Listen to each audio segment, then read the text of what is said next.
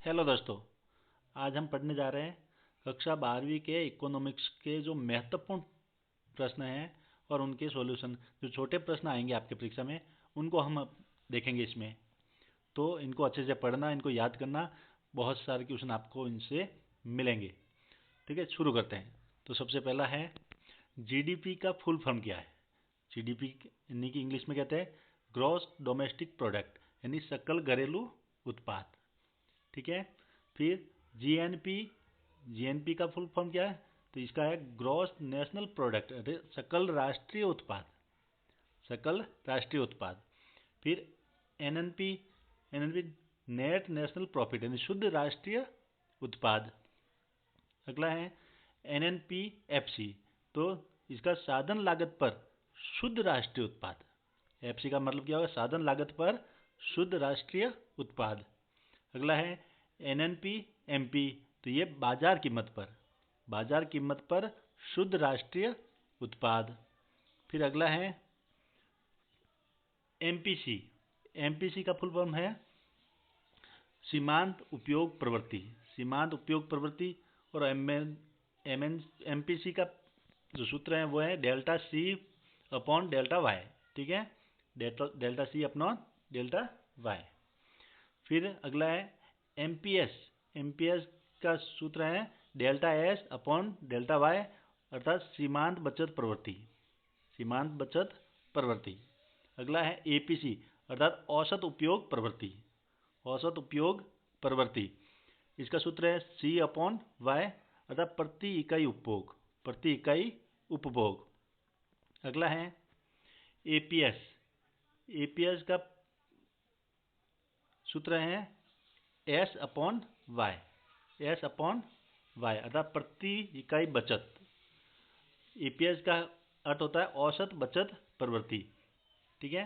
फिर MPC plus MPS बराबर कितना होता है? 1 होता है। फिर 1 माइनस एमपीसी बराबर एमपीएस, क्या बनेगा? एमपीएस। अगला गुणक, गुणक के सूत्र हैं delta Y upon delta I, delta Y upon delta I. दूसरा है 1 upon 1 minus M P C, 1 upon 1 minus M P C. अगला है 1 upon M P S, 1 upon M P S. ठीक है। अगला देखते हैं गुणक अर्थात के की लिमिट कितनी होती है? 1 से अनंत होती है, 1 से अनंत। फिर अगला एमपीसी अर्थात सीमांत उपभोग प्रवृत्ति की लिमिट कितनी होती है? वो 0 से 1। एमपीसी की लिमिट कितनी होती है? 0 से 1। टीसी यानी कुल लागत, कुल लागत सिग्मा एमसी। ठीक है। अगला एसी यानी औसत लागत बराबर TC upon Q, TC upon Q. इसका सूत्र है एमसी अर्थात सीमांत लागत, इसका सूत्र है delta TC upon delta Q, delta TC upon delta Q. TC बराबर, टीसी यानी कुल लागत बराबर टीएफसी प्लस टीवीसी, यानी कुल स्थिर लागत और कुल परिवर्तनशील लागत, इन दोनों को मिलाकर बराबर कुल लागत बनती है। तो वो नहीं। अगला एवीसी, एवीसी का सूत्र है TVC upon Q, TVC upon Q. AFC, AFC का सूत्र है TFC upon Q, TFC upon Q. अगला टीआर यानी कुल आय, कुल आय मतलब सिग्मा एमआर। ठीक है। फिर एआर यानी औसत आय, औसत आय बराबर I Q, I R upon Q, I R upon Q. MR अर्थात सीमांत आय, सीमांत आय का क्या है? Delta T R upon delta Q. ठीक है। फिर टीपी यानी कुल उत्पादन, कुल उत्पादन तो सिग्मा एमपी। फिर एपी यानी औसत उत्पादन, औसत उत्पादन का सूत्र है टीपी अपॉन क्यू। ठीक है। अगला एमपी सीमांत उत्पादन, एमपी यानी सीमांत उत्पादन का सूत्र अगला है कि delta TP upon delta Q, delta TP upon delta Q.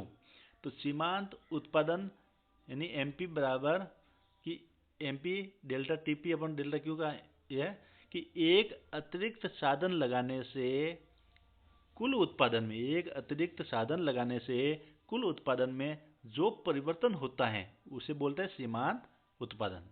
उसे क्या बोलते हैं? सीमांत उत्पादन। अगला है सीमांत आय यानी एमआर क्या है? तो इसका सूत्र मैंने आपको बताया था ये।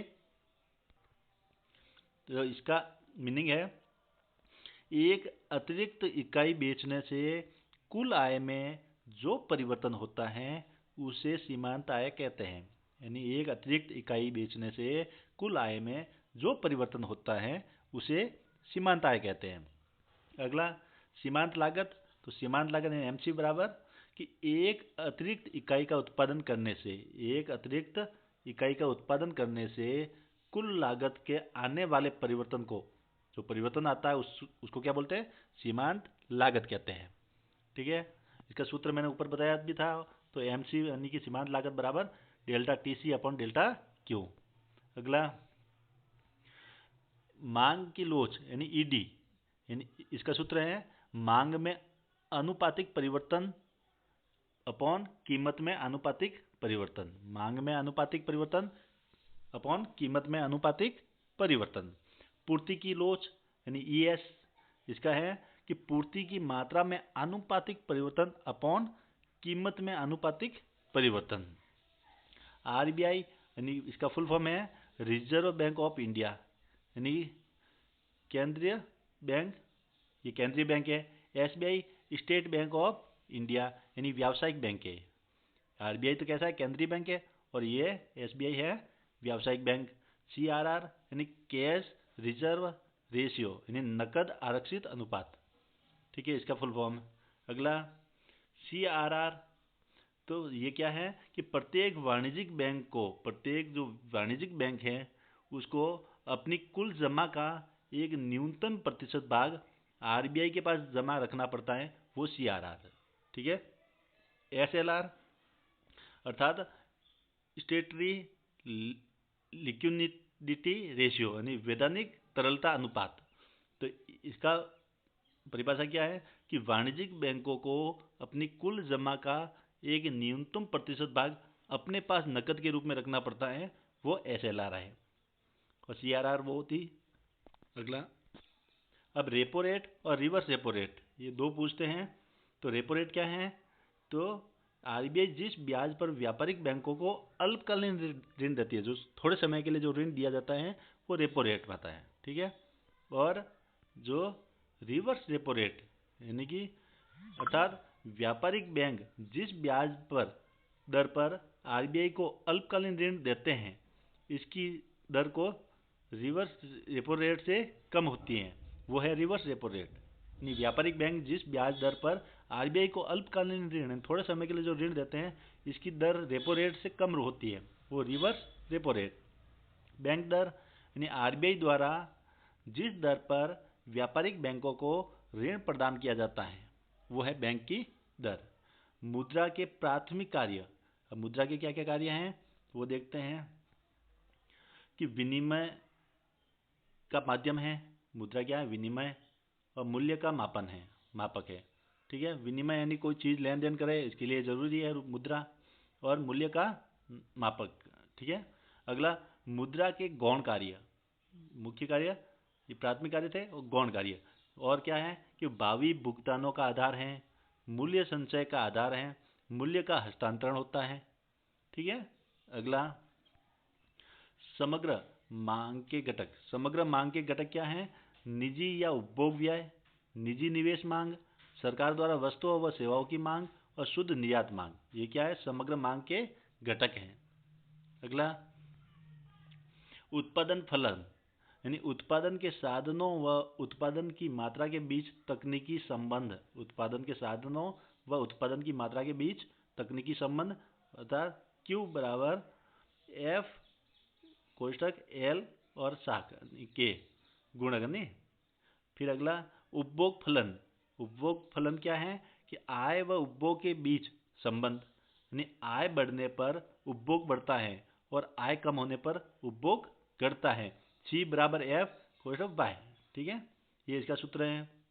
लागत फलन, तो लागत फलन क्या है कि उत्पादन की मात्रा व लागत के बीच संबंध, ये लागत फलन है। अगला से का बाजार नियम क्या है, तो से का बाजार नियम क्या है कि अपनी पूर्ति मांग स्वयं पैदा करती है। अपनी पूर्ति, ये थोड़ा मांग आगे गया, तो अपनी पूर्ति मांग स्वयं पैदा करती है, वो है से का नियम। अपनी पूर्ति मांग स्वयं पैदा करती है। अगला राजस्व घाटा बराबर राजस्व व्यय माइनस राजस्व प्राप्तियां, यानी राजस्व का व्यय कितना हुआ, उनमें से राजस्व की प्राप्तियों को घटाएंगे तो क्या आएगा, राजस्व घाटा आ जाएगा। कर गुणक, कर गुणक यानी कि माइनस सी अपॉन 1 माइनस सी, ठीक है। राजकोषीय घाटा क्या है, तो ये कुल व्यय माइनस राजस्व प्राप्तियां प्लस गैर ऋण से सृजित पूंजीगत प्राप्तियां, इन दोनों को जोड़ करके कुल व्यय में से माइनस करेंगे तो वो राजकोषीय घाटा आ गया। और प्राथमिक घाटा क्या है, तो वो राजकोषीय घाटा में से ब्याज की अदायगी ये निकालेंगे बाहर, तो ये प्राथमिक घाटा आ गया। अगला जीएसटी, जीएसटी क्या है, वस्तु एवं सेवा कर, वस्तु एवं सेवा कर। 1 जुलाई 2017 से ये जीएसटी लागू हुआ। आपको पता है प्रधानमंत्री नरेंद्र मोदी जी ने इसको शुरू किया था। इसमें 17 केंद्रीय और राज्य कर और 22 प्रकार के उपकर शामिल हैं। 17 केंद्रीय और राज्यों के कर है और 22 प्रकार के उपकर शामिल हैं। तो मुझे आशा है आपको ये वीडियो बहुत पसंद आएगा और आपके परीक्षा में बहुत मदद करेगा। धन्यवाद। और कोई यदि आपको ज़रूरत हो तो कमेंट में ज़रूर बताएं, जिससे हम उस पर आपको वीडियो बना दें।